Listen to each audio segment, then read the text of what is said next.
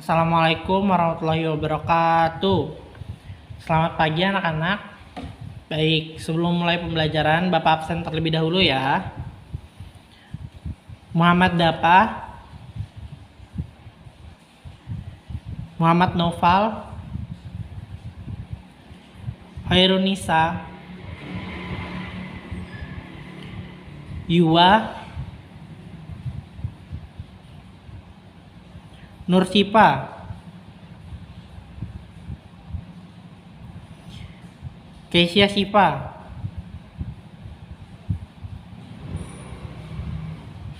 Hafiz,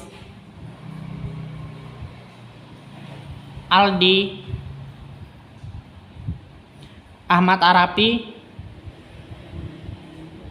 Alisa Jahro. Hadir semua ya, alhamdulillah. Di sini kita akan bahas tentang tata cara sholat gerhana matahari atau gerhana bulan.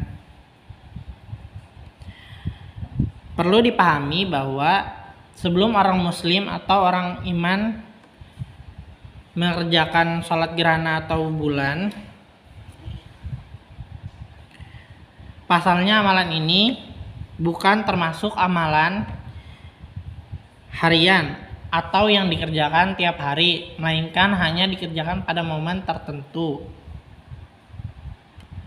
Nah, momen yang dimaksud adalah ketika orang muslim itu melihat langsung fenomena langit terjadinya gerhana matahari atau gerhana bulan secara langsung, sebagaimana sabda Rasulullah Shallallahu Alaihi Wasallam.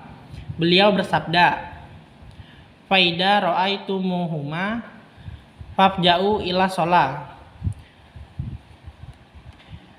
yang artinya jika kalian orang Islam atau orang Muslim melihat secara langsung fenomena gerhana matahari atau gerhana bulan tersebut, maka bergegaslah untuk melaksanakan sholat. Hadis riwayat Bukhari. Nah, gerhana bulan atau gerhana matahari itu terjadi ketika yang akan kita bahas sekarang adalah bagaimana terjadinya gerhana matahari, yaitu karena cahaya matahari terhalang oleh bulan pada bumi. Jadi matahari, bulan, dan bumi itu pada garis yang sama. Karena cahaya matahari itu terhalang oleh bulan, jadi terjadilah gerhana matahari. Sedangkan jika gerhana bulan itu dia hanya bisa terjadi pada malam hari, yaitu ketika matahari, bumi, dan bulan itu juga pada garis yang sama.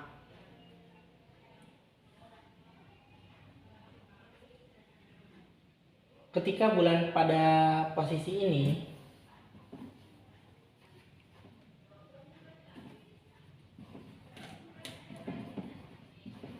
maka disebut gerhana bulan penumbra.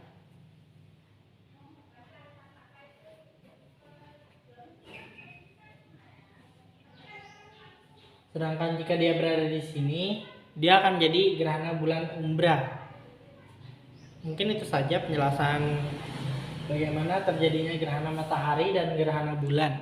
Sekian dan terima kasih. Gerhana matahari dalam bahasa Arab dikenal dengan istilah khusus Syam.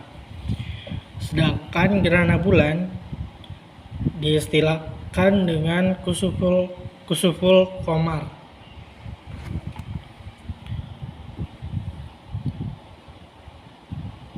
Hukum sholat gerhana matahari atau rembulan adalah sunnah muakkad, sunnah yang sangat dianjurkan menurut kesepakatan ulama.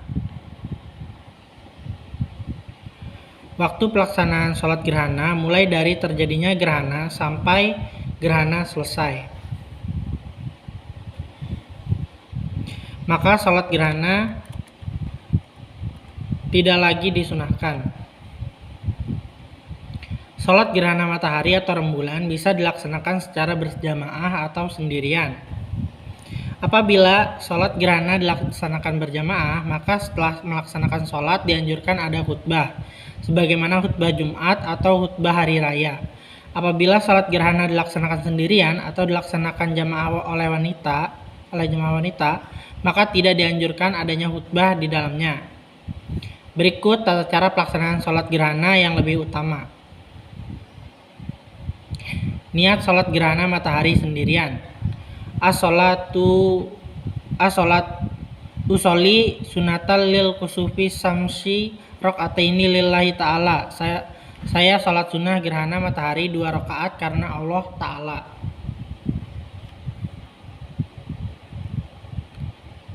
Kemudian niat sholat gerhana matahari menjadi imam. Usolli sunatal lil kusufi samsi rokataini imaman lillahi ta'ala, yang artinya saya sholat sunnah gerhana matahari 2 rakaat sebagai imam karena Allah Ta'ala.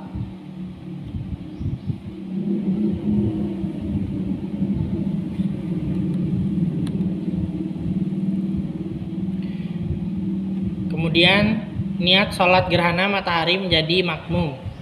Usolli sunatal lil kusufi samsi rokataini makmuman lillahi ta'ala, yang artinya saya sholat sunnah gerhana matahari 2 rakaat sebagai makmum karena Allah Ta'ala.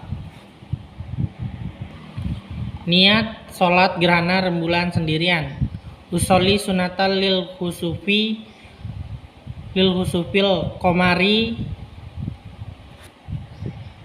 rokataini lillahi ta'ala, artinya saya sholat sunnah gerhana rembulan 2 rakaat karena Allah Ta'ala.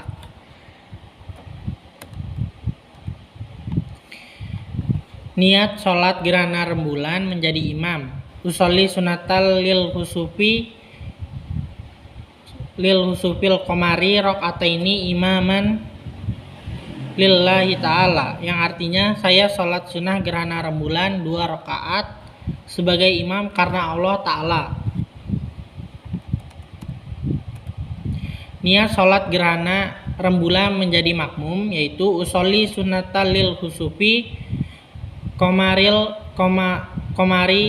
rokataini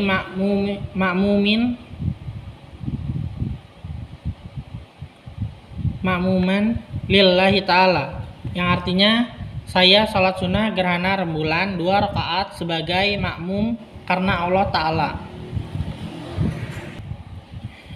Tata cara pelaksanaan sholat gerhana. Rakaat pertama niat, yang kedua membaca surat Al-Fatihah dan disurahkan baca surat Al-Baqarah.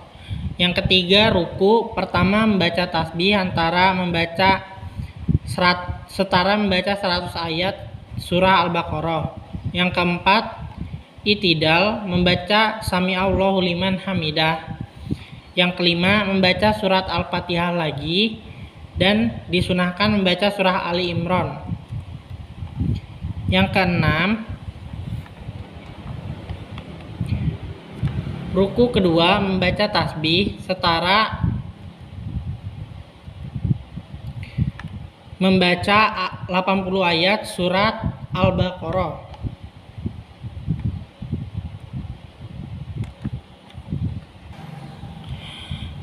Itidal dan baca Sami'allahu liman hamidah. Yang ketujuh, sujud pertama membaca tasbih setara membaca 100 ayat surat Al-Baqarah. Duduk di antara 2 sujud. Yang kedelapan, yang kesembilan, sujud kedua membaca tasbih setara membaca 80 ayat surah Al-Baqarah. Yang ke-10, berdiri untuk melanjutkan rakaat kedua.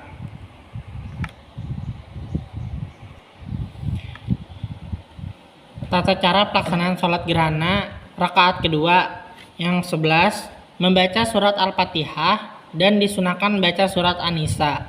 Yang ke-12, ruku pertama membaca tasbih setara membaca 70 ayat surah Al-Baqarah.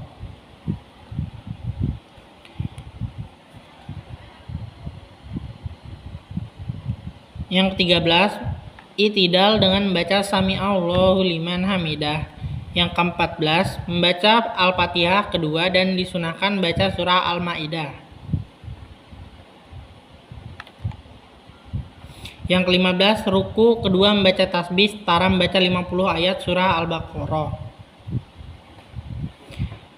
I'tidal dengan membaca Sami'allahu liman hamidah. Yang ke-16, sujud pertama membaca tasbih setara membaca 70 ayat surah Al-Baqarah. Yang ke-17, duduk di antara dua sujud. Yang ke-18, sujud kedua membaca tasbih setara membaca 50 ayat surah Al-Baqarah. Yang terakhir yang ke-19 tahiyat akhir, dan yang ke-20 yaitu salam. Apabila setelah membaca surah Al-Fatihah pada rakaat pertama atau kedua tidak bisa membaca surah yang telah ditentukan di atas, maka boleh diganti dengan surat-surat yang lain yang telah dikuasai, atau tetap membaca surah yang sudah ditentukan dengan cara membacanya langsung, bisa dengan menaruh mushaf besar di depannya atau memegang HP di tangan. Anak-anak sekalian, berikut ini hal-hal yang berhubungan dengan sholat gerhana. Yang pertama, disunahkan mandi sebelum melaksanakan sholat gerhana, akan tetapi tidak dianjurkan menghias diri. Yang kedua, disunahkan membaca keras pada bacaan sholat ketika melaksanakan sholat gerhana. Rembulan baca pelan-pelan ketika melaksanakan sholat gerhana matahari. Yang ketiga, disunahkan khutbah setelah melaksanakan sholat gerhana dengan memberikan nasihat untuk taubat, sedekah, dan lain sebagainya, sebagaimana seperti khutbah Jumat.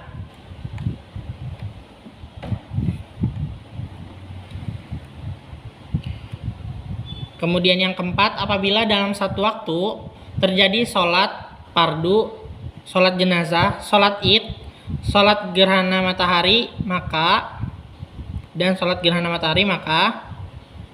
apabila waktunya sempit, maka yang dikerjakan dahulu adalah sholat fardu, kemudian sholat jenazah, kemudian sholat id, kemudian sholat gerhana. Apabila waktunya lama, maka didahulukan sholat jenazah, kemudian sholat gerhana, kemudian sholat fardu. Apabila gerhana bertepatan dengan sholat Jumat, maka sholat gerhana terlebih dahulu, kemudian khutbah. Diniatkan khutbah Jumat. Setelah itu melaksanakan sholat Jumat.